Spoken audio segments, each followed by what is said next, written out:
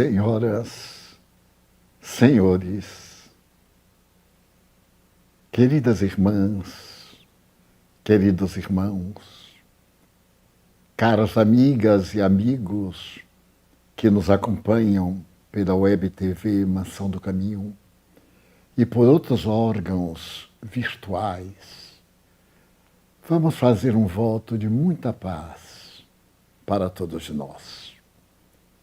Nesse momento grave que todos vivenciamos, reflexão faz parte do cardápio existencial. Quem não reflexiona diante dos acontecimentos torna-se vítima de imprevisíveis ondas de desespero. Jesus, na sua percepção magnífica, teve a ocasião de advertir-nos: vigiai, examinai as circunstâncias, as ocorrências e orai. Procuremos ver a situação em que nos encontramos, os fatores propiciatórios ao bem, as oportunidades que se nos apresentam coloridas, mas nunca deixemos de praticar o bem, mesmo quando aparentemente não esteja presente.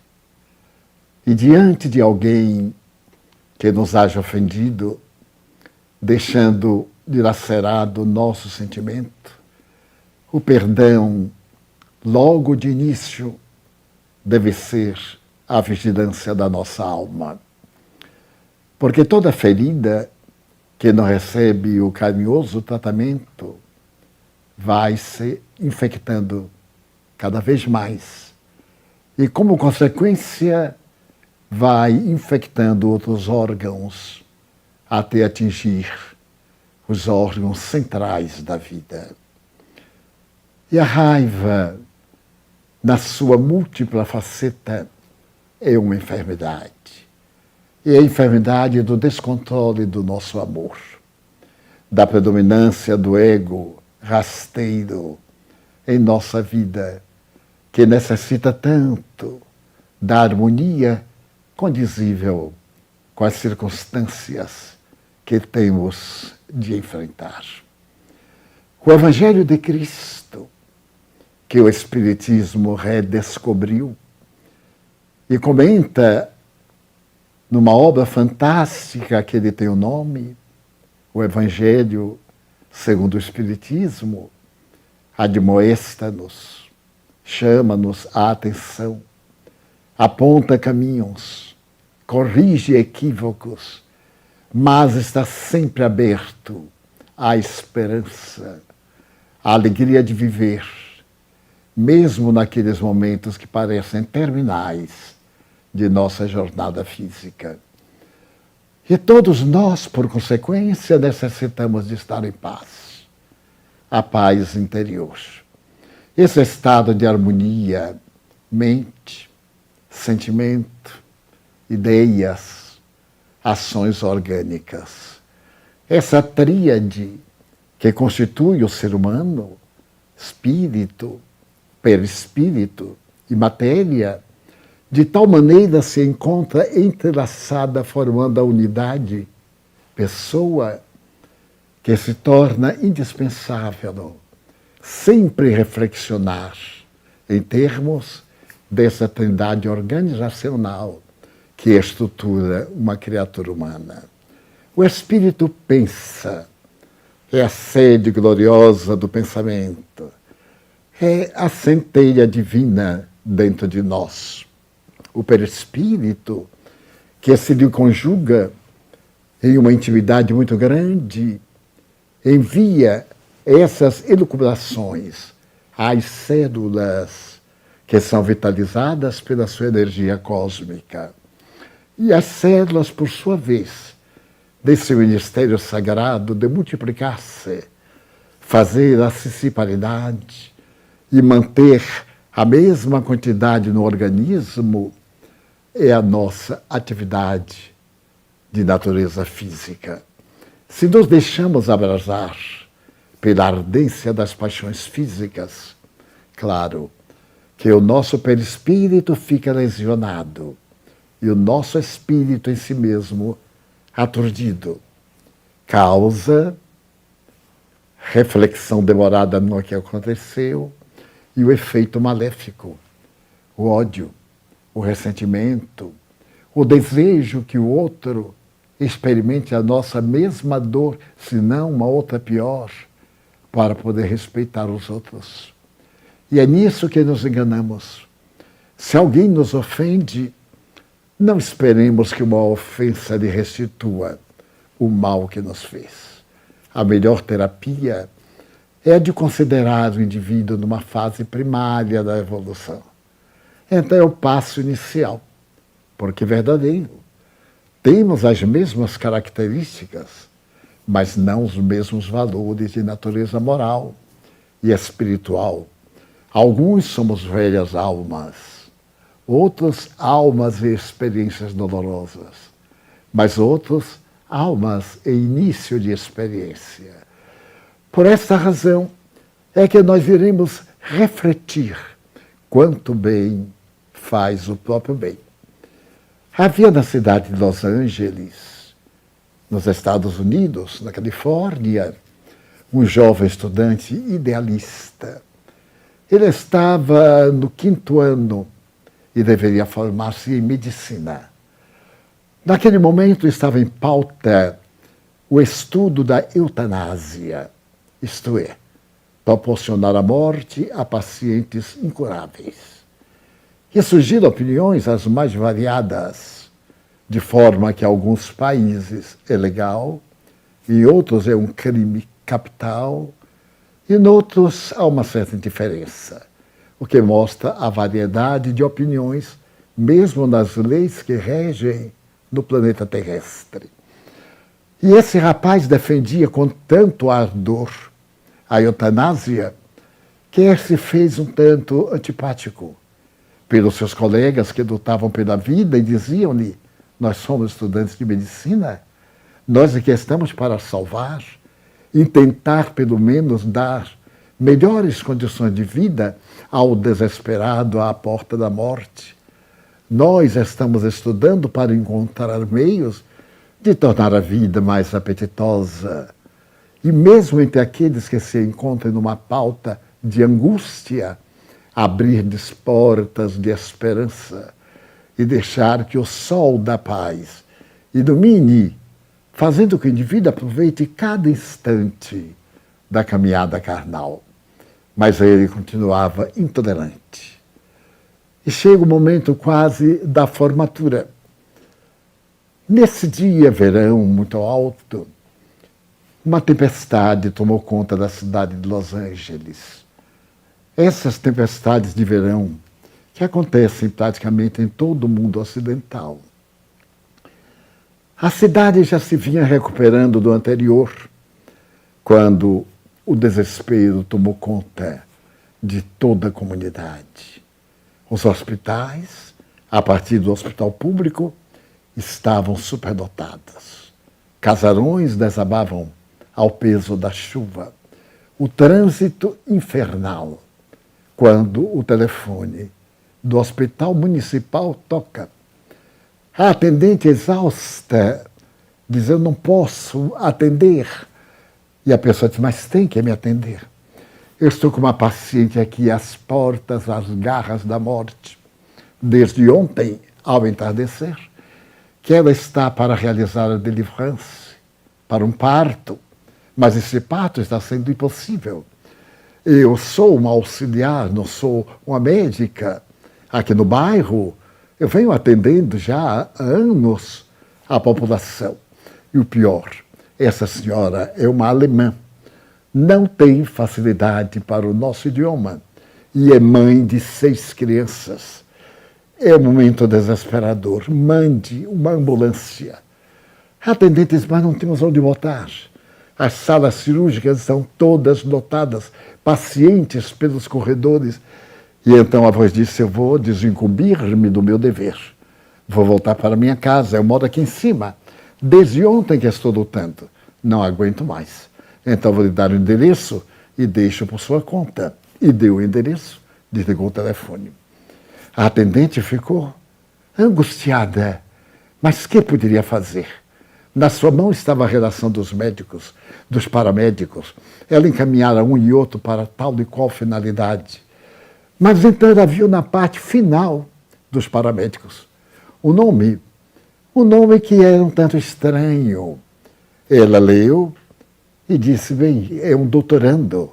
Ele não tem nenhuma experiência, nem concluiu o curso, mas resolveu chamar. Chamou pelo serviço de som, que se ouvia em todo o hospital, e ele veio com urgência. E quando chegou, ele narrou em síntese o problema muito grave e disse, será que você não pode ir lá? Pelo menos para dar um apoio de natureza moral, ou talvez para poder assinar o óbito dela ou da criança. Ele diz, mas não tem jeito, o trânsito, nós mandaremos uma ambulância que o levará e o trará de volta. Tente falar com algum obstetra, pergunte o que deve fazer. Ele diz, mas eu não entendo, mas tente. E ele saiu desesperado, tomou a anotação do endereço e foi à sala de preparatória daqueles casos de urgência. Pegou uma pasta, colocou alguns remédios que lhe pareceram de emergência, principalmente ante a dor, que cada hora era maior, e encontrou um médico que lhe disse qualquer uma coisa sobre convulsões, sobre dilatação da bacia. Ele não entendeu exatamente, mas pegou o carro e logo uma sirene cortava as ruas desertas, de árvores caídas, de veículos virados, de escombros de Los Angeles. Depois de quase uma hora, ele se adentrou por um bairro periférico. Era um bairro miserável. E ele pôde ver a miséria a que ponto chegava. Crianças no meio da rua sujas, brincando na água. Lá longe, os edifícios fantásticos. Os grandes edifícios apontando os céus. E aqui, a miséria social. Torres de petróleo, à distância regular. Era a cidade do sonho, da fantasia. Bem ali perto está Hollywood. O sonho do mundo americano, do mundo em geral. E então ele parou no número e percebeu que se tratava de uma casa de 3 pisos. Pegando a maleta, ele saiu a correr com a sua agilidade juvenil e chegou ao 3º piso. A porta de um pequeno apartamento estava aberta e ele então viu um quadro patético. Sobre uma cama muito pobre, uma mulher desfalecida estava quase no momento da agonia. Depois de alguns segundos, ele escutou um gotejar de alguma coisa que lhe pareceu estranho. Aproximou-se, era uma hemorragia. Ele fez de tudo, mas como deter essa hemorragia? Fez um exame in loco e conseguiu ver o vaso que se havia arrebentado. Tomou providência e a mulher desmaiada. Mas ao lado, a senhora que havia telefonado. Ela disse, pois é, doutor, eu não me importo mesmo que ela morra. Estou cansada demais. Ela é muito teimosa. Imagine quando ela apareceu grávida, disse ao marido, e ele reagiu. Nós já somos 8, passamos fome. Com mais um, nós seremos incapazes de sobreviver. A melhor maneira de levarmos essa gravidez adiante é através do aborto. Que lhe custa? Ainda muito cedo, são 3 meses. E ela diz, mas ele é filho do nosso amor. É meu filho. Eu não teria coragem de matá-lo. E o marido diz, você vai optar pelo seu filho ou por mim, trabalhando em casa. Eu quero ver como você vai conseguir alimentos para 8 pessoas, incluindo-a. Ela ficou quieta, o marido exasperou-se, abandonou a casa. Eis o resultado. Mal alimentada, sem forças, ela não consegue expulsar o filho.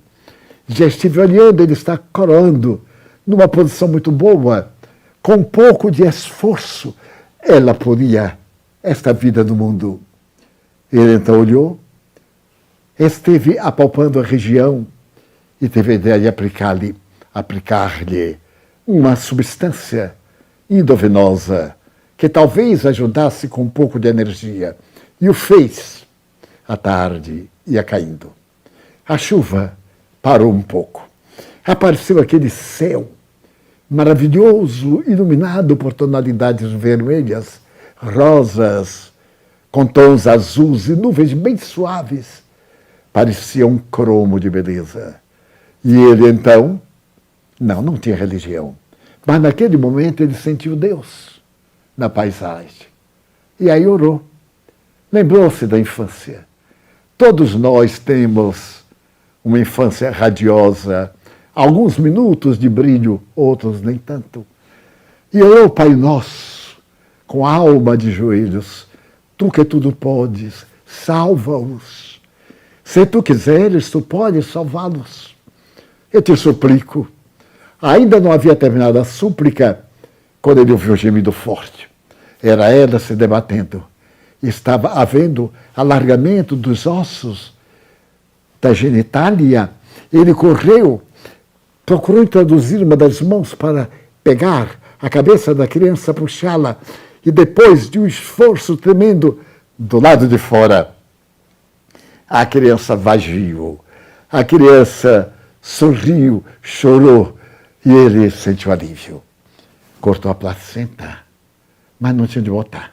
Atirou ali mesmo em alguns jornais velhos e ficou olhando para o êxito do seu empreendimento cultural. A criança masculina.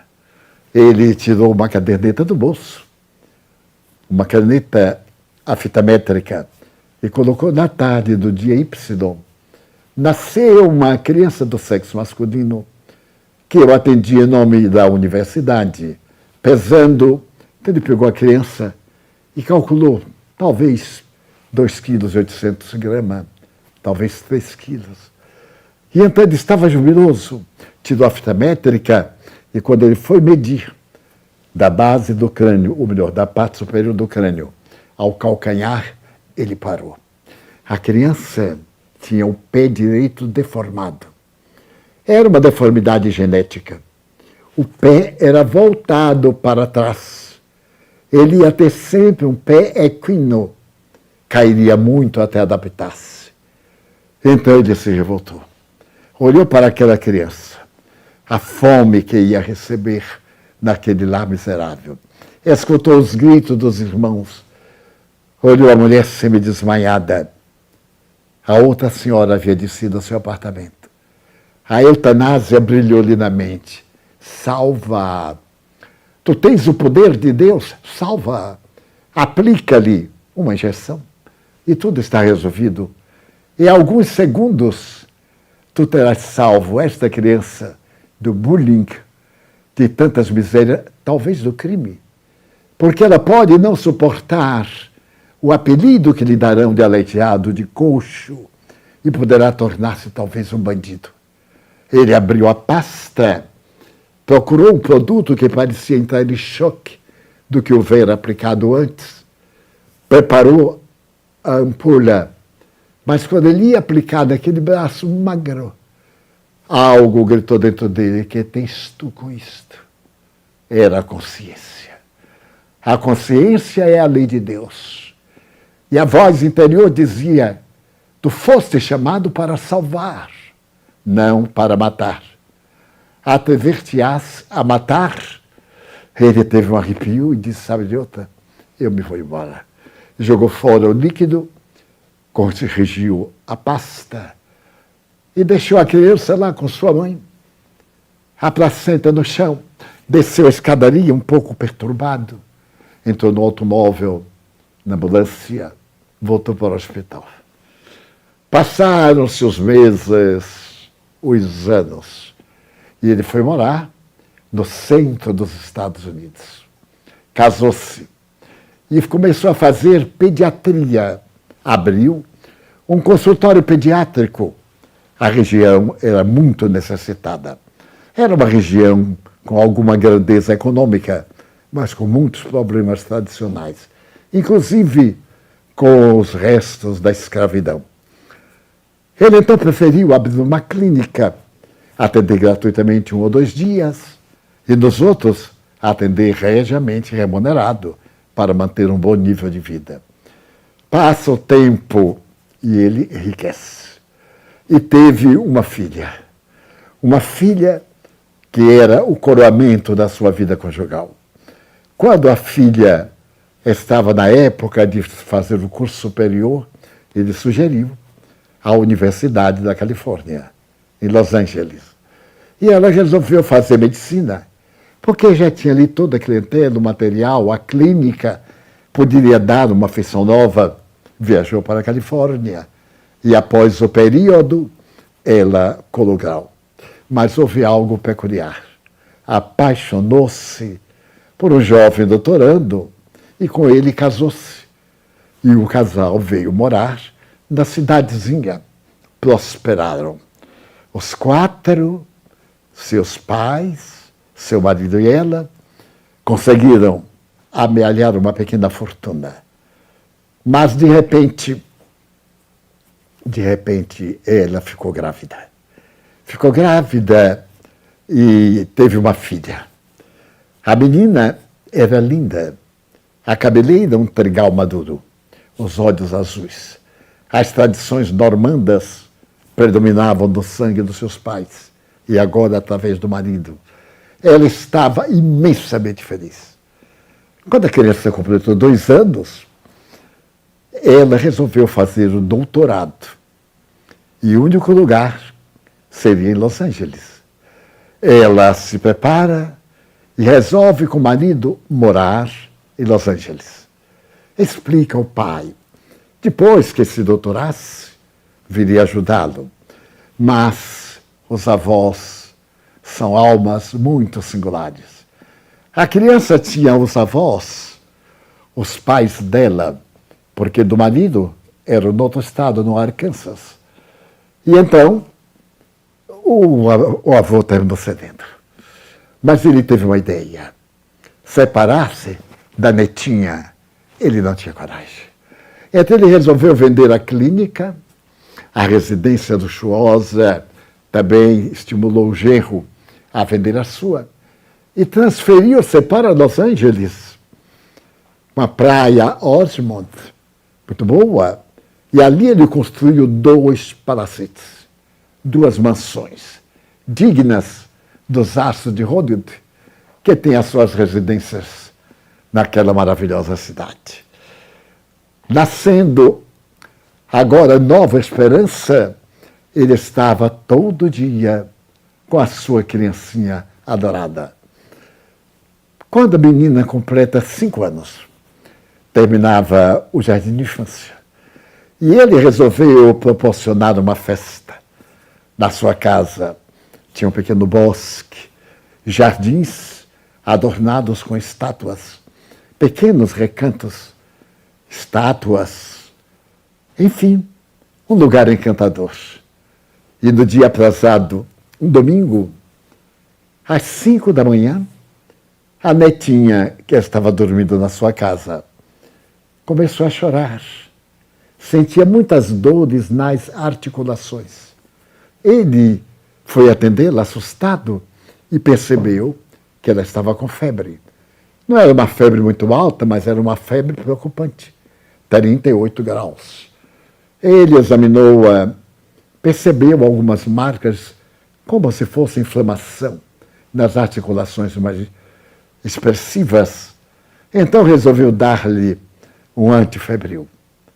Ela tomou, dormiu. Às 8 da manhã, quando todos levantaram, ela também estava pálida, um pouco de olheiras. Deve ter sido uma infecção gripal. E começou a família a preparar, porque a partir das 14 horas chegavam os convidados, crianças, mães de crianças. Quem mais se diverte em festa de criança são as mães, é claro. Tanto comem, como botam na bolsa para levar para casa, para fulano, para Beltrano. E daí a pouco a casa era uma maravilha. A netinha corria de um lugar para o outro. Parecia uma fada. Mais ou menos às 16 horas, ele percebeu que a netinha não estava nos pequenos grupos. Saiu procurando-a, foi ao jardim e lá embaixo de um caramanchão encontrou a menina sentada, tremendo como varas verdes. Pálida, ele pegou, ela incendiava de febre. Deveria estar com 40 graus. Ele levou-a de imediato para o quarto, mediu a febre, ficou preocupado. Não era uma gripe banal. Ele telefonou para um outro amigo, também pediatra. O amigo veio, era domingo à noite, acompanhou o sofrimento da menina, as dores, e mais ou menos 10 da noite o amigo disse: estou muito preocupado. A doença da sua netinha parece-me uma enfermidade incurável. Há quanto tempo nós estamos pesquisando esse vírus que mata fatalmente? Ele se introduz nas cartilagens, nas articulações, inflama-as, produz muita febre, ataca os pulmões e a criança não dura uma semana. Que Deus haja estabelecido o contrário. Deram uma medicação própria, não havia antibiótico. E a criança foi piorando cada vez mais. Na manhã seguinte, ele resolveu ir às clínicas Mayo, em New York. Tomou um avião, saiu do oeste para o leste, levando os exames, e quando chegou o próprio Dr. Mayo, considerada a clínica melhor do mundo, examinou a criança, ele disse: eu fiz esses exames. Dr. Mayo disse: não, eu prefiro eu mesmo examinar. E disse à criancinha: vai doer. Você vai sentir dores, mas você vai montar em jumentinhos. Você vai montar em cavalos. Eu tenho um amigo na Califórnia, ela respirou. Sim, sua família era da Califórnia. Ele fez o exame, a menina foi retirada e quando ele pegou a todo material onde estava escrita a história daqueles poucos minutos, menos de 48 horas, ele disse: é um vírus incurável. Nem sabemos o nome do vírus, porque não conseguimos isolá-lo. Ele é tão raro que ataca uma criança em 1 milhão de crianças e mata. Então é melhor que o senhor leve a criança para casa. Aqui em Nova York vai ser impossível. E ela morrendo talvez junto à família. Mas é minha neta. Ela não pode morrer. Eu tenho muito dinheiro, o senhor mande-me a outro médico. E o doutor Maio disse: mas o problema é que não tem outro médico. Nós somos aqui a maior autoridade. Mas mande-me para qualquer médico. Considerando que eu não posso cruzar os braços e vê-la morrer. Pelo menos ela morrerá enquanto eu estou tratando de dar-lhe vida. Ele olhou demoradamente e disse: eu fui certa feita consultado por um jovem da Alemanha. Ele estava fazendo pesquisas, ele é microbiologista, e estava interessado nesse vírus. Ele é de Hamburgo, mas uma viagem de Nova York a Hamburgo, naquele tempo, nos anos 30, é uma viagem fatal para ela. Ela não aguentará. Mas, doutor, ela vai morrer de qualquer forma. Eu devo tentar. E então ele tentou no dia seguinte. 2 dias depois chegava a Hamburgo. E estava na clínica de um jovem médico de 30 e poucos anos. Contou todo o seu drama. E o médico olhou para ele, foi aos arquivos e disse: bem, eu tenho um colega nos Estados Unidos que é especialista nesta investigação. Faz 10 anos que ele não tenta outra coisa. Somente atender pacientes dessa natureza e tentar descobrir um antídoto, uma vacina para deter a doença. Vamos fazer uma... O médico de Hamburgo falou-lhe que esse estudioso era um pouco excêntrico, que era necessário lidar com ele com muito cuidado. Deu o endereço e disse: não posso, de maneira nenhuma, ter qualquer expectativa. A esse tempo a menina eram ossos, emagrecera muito. As articulações estavam manchadas, as inflamações eram visíveis. Com todo carinho, ele e a esposa pegaram a netinha e voltaram a Nova York. De Nova York pegaram um avião particular e demandaram a cidade, no centro dos Estados Unidos. Mas quando lá chegaram, ele teve uma decepção muito grande. Era um lugarejo e dominado pela angústia, uma cidade muito quente. A sua netinha morrer naquela situação, mas havia uma ambulância esperando. Era uma ambulância quase que despedaçada. Tudo ali era ruim. Ele não teve alternativa, já que chegou. Entrou na ambulância com a esposa e a filhinha e foi para a clínica. A clínica é uma forma de falar. Era um barracão de madeira semi-apodrecida. O teto eram lâminas de amianto. E ele chegou desesperado. Havia tanta criança deformada, com marcas irreversíveis. Ele sentiu desânimo e procurou cobrir os olhos da netinha, desviar a atenção, e disse à secretária: o doutor está me esperando com urgência. E deu-lhe o cartão. Ela disse: pois não, favor entrar. Ele entrou, o doutor estava sentado lá no seu birô, e ele, carregando a netinha, veio o enfermeiro, trouxe uma cama de rodas, ele colocou, e o enfermeiro tomou a menina e levou-a até o médico. Ele encostou-se à parede, não tinha onde sentar. A mulher apoiou-se no seu ombro. O médico sorriu para ela. Como é seu nome? E começou a conversar. Olha, essas dores que você está sentindo vão doer mais, porque eu vou apertar, mas é a última vez que alguém aperta as suas dores.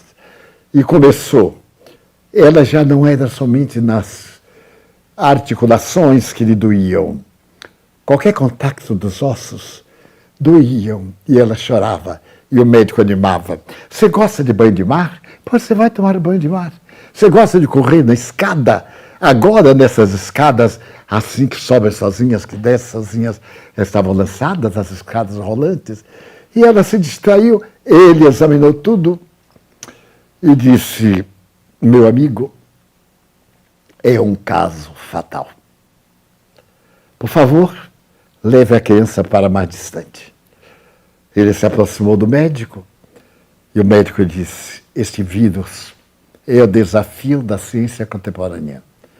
Toda criança morre, no máximo, em 2 semanas, depois do primeiro sintoma. O primeiro sintoma é febre alta. Depois, dores nos punhos, até os pulmões não funcionarem mais. E a dor é terrível. Eu vou dizer que qualquer médico diria: aplique a eutanásia. Isso, mas eutanásia. Ela é minha neta. Quando eu recomendo eutanásia para os outros, não tenho nada com isto. Ela é minha neta, eu sou médico. Eu tenho que a salvar. Não, eu tenho que a salvar. Mas é um risco.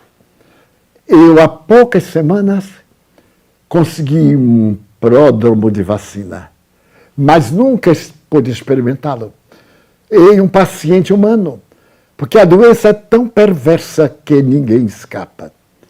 Tenho aplicado em símios, em ratos, em coelhos da Índia, mas paciente, e ela pode morrer. Você terá que assinar um documento, estou dizendo-me, e dizendo que o caso dela, você como médico também o faz, é incurável. E a possibilidade de melhorar é remotíssima. Você autoriza. Ele assinou trêmulo e disse ao doutor: tão jovem, que curioso. Você é tão jovem, salvando vida, porque se ela morrer, eu não sei o que será de mim, da minha esposa, da minha filha, do meu genro. Doutor, ele disse, fique tranquilo. Chamou a enfermeira, disse, leve-a à piscina de água morna e vamos fazer a hidroterapia quente e frio. 5 minutos na água morna, 3 na água fria e vamos alternando até a temperatura que ela está neste momento. Estava com 38. E o médico parou. O visitante tinha agora que esperar. O médico visitado estava escrevendo. De repente, a enfermeira chegou e disse, doutor, já estamos prontos. E ele disse ao colega, agora eu vou aplicar a vacina. Você crê em Deus? Sim, creio. Peça a proteção de Deus. Quando o médico empurrou a sua mesa, era uma mesa que tinha rodas. Quando ele empurrou, aí o que havia chegado teve uma expressão de espanto, porque ele levantou-se e era rengo. Ele claudicava da perna direita. Então ele olhou para a perna e notou um sapato especial, uma prótese. Exatamente quando ele estava olhando para o pé que mancava, o médico olhou para ele e disse sorrindo, todo mundo tem que olhar. Realmente eu sou aqui o doutor Rengo, o doutor Coxo. Ninguém se importa com o meu nome. O meu nome é doutor Coxo. Ele disse, mas foi algum acidente? Ele disse, não, é de nascimento. É tão curiosa a minha vida. Ele vou sintetizar. E então narrou que ele havia nascido na Califórnia, num bairro muito miserável. Era o 7º filho de uma senhora alemã, cujo marido abandonou quando ela entrou na 7ª gestação. E ele foi salvo por um médico extraordinário. O médico da universidade foi chamado e salvou, porque não havia jeito de haver dilatação da bacia. E ele não saiu. Viveu. E uma semana depois, a sua mãe foi ao hospital e conversou com a funcionária do setor social. E a funcionária disse, nós nunca lhe diremos o nome do médico, porque é proibido. Essas coisas, nós temos uma ética. Ela disse, mas pelo menos eu poderia ir lá? Sim, pode, mas... Ela então foi ao setor onde estavam arquivados os processos e foi atendida por uma jovem muito simpática. E então narrou em síntese, esse médico salvou minha vida. E eu queria saber o nome dele, para poder botar no meu filho. Somente isto. Ninguém nunca vai saber. Então a moça diz, mas não é possível. A ética médica não permite. Ela diz, mas, minha senhora, nós temos que guardar segredo. Ela falava muito mal o inglês e disse com muita dificuldade, segredo. Segredo na boca de uma mulher. Onde é que você já viu isso? Diga-me, diga o nome e vai embora. Pegue aí o prontuário, ali é tão fácil, pegue-o. A moça olhou para ela assustada, abriu um gavetão, retirou o prontuário, olhou, chegou e disse assim, olha, eu não posso lhe dizer o nome. Eu vou botar o prontuário aqui no balcão e vou beber água lá dentro. O que a senhora fizer, eu não sou responsável. E então saiu, quando voltou, mamãe estava imensamente feliz. E aí botou o meu nome. O meu nome. Então o médico parou e disse, que curioso. Então, o senhor está tão emocionado que eu chego a pensar que foi o senhor o médico que me atendeu. Então o médico olhou para a janela aberta, lembrou-se da eutanásia que ele quase aplicou na criança. E sem dizer uma palavra, nublou de lágrimas os olhos. Pai nosso, que estás nos céus, perdoa-nos, Senhor, os nossos erros, assim como, doutor, eu autorizo o Senhor a aplicar a injeção em minha filha. Era ele. O médico entrou. Voltou. A menina não morreu naquela tarde. Nem na semana, nem um mês depois, com 40 dias, fazendo hidroterapia e tomando a vacina que estava em fase experimental. Ao fim de 40 dias, recebeu alta. E a cura da vacina, que foi aperfeiçoada através do tempo, eliminou dos anais da medicina esse vírus perverso que ninguém conhecia por causa de um gesto de amor. Porque ele resolveu dar oportunidade àquela criança coxa. O nosso dever não é manter o estado pior, é ter a esperança de que Deus, no último instante, nos protege. Há uma pequena parábola cômica que um homem ia atravessando uma ponte e quando ele estava perto da saída veio um leopardo. Ele ficou desesperado e correu para onde vinha. E então ele percebeu um leão com grande juba. Meu Deus! Ele não tinha para onde correr. Pensou em saltar. Aproximou-se da ponte do corrimão e lá embaixo, jacarés. Ele disse, meu Deus, não tem jeito. Veio um helicóptero, atirou-lhe uma corda e salvou a sua vida. Então, Joana de Anjo Espírito me disse, quando eu tive notícia dessa história cômica, meu filho, quando os recursos não são da terra, eles vêm do céu. Nunca esqueça que Deus sempre faz o melhor por nós. Então aquela criança foi salva pelo homem que mais tarde iria salvar a netinha do médico prudente, que a partir daquele momento tornou-se adversário da eutanásia. E escreveu esta linda história em o exemplar de Reader Digest dos anos 30. Então não estamos no mundo qual se fôssemos uma barca que vai sossobrar. Lembremos-nos de Jesus no mar da Galileia dormindo, enquanto a tempestade açoitava. E os discípulos diziam, mas não é possível. Ele está dormindo e nós estamos a ponto de morrermos. E ele cochilava. E Pedro foi, Senhor, salva-nos. A embarcação periclita, salva-nos, Senhor.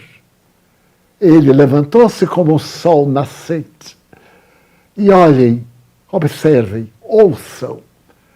Ele ficou à frente da barca e, olhando as águas revoltas, reclamou o vento. É a palavra que está no Evangelho. E proibiu as ondas de crescerem.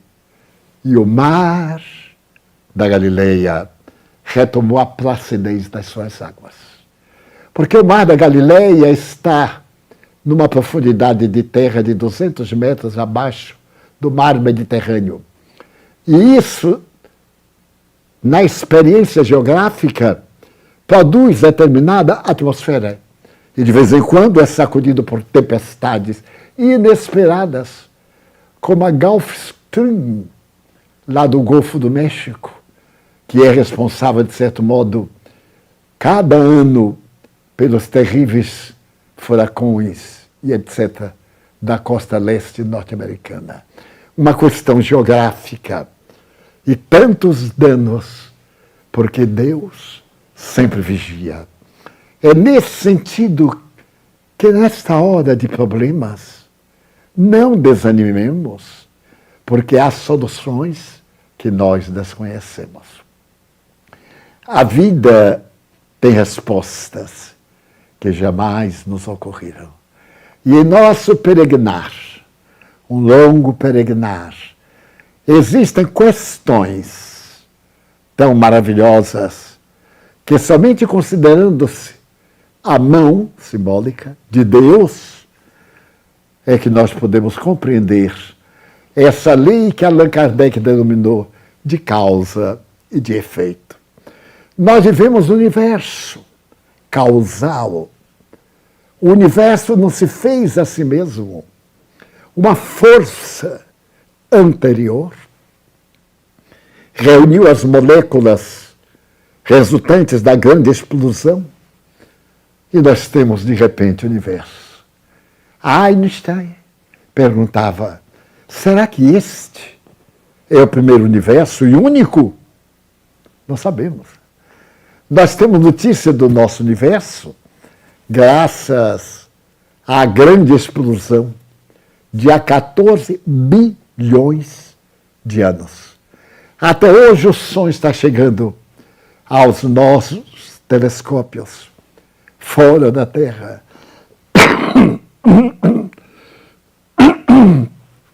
Desculpem. E então, através disso, nós podemos medir pelos parâmetros, pela notável maneira de dizer que Deus está conosco. Eu era muito jovem quando o espírito, que aliás escreveu ontem, apareceu-me. Ele era jovem e disse que se chamava Marco Prisco.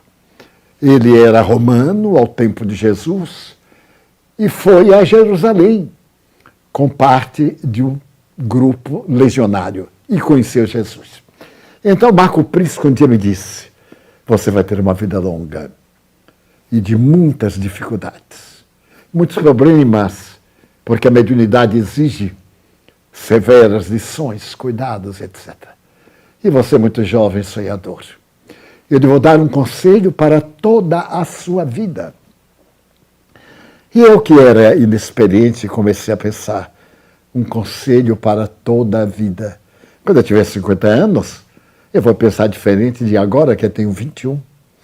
Quando eu tiver 70, se eu chegar lá.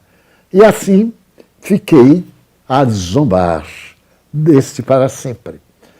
E o Espírito sorriu e disse, se algum dia alguém te ofender com palavras de baixo calão, não reajas, porque ele poderia agredir-te com bofetões. Mas se por acaso alguém te agredir com bofetões, não te desesperes, porque ele poderia usar um punhal e roubar a tua vida. Mas se por acaso alguém algum dia te roubar a vida, agradece, porque tu viverás, enquanto ele entra no vale da amargura. E nunca me esqueci. Não tive muitas discussões, mas fui rechaçado muitas vezes.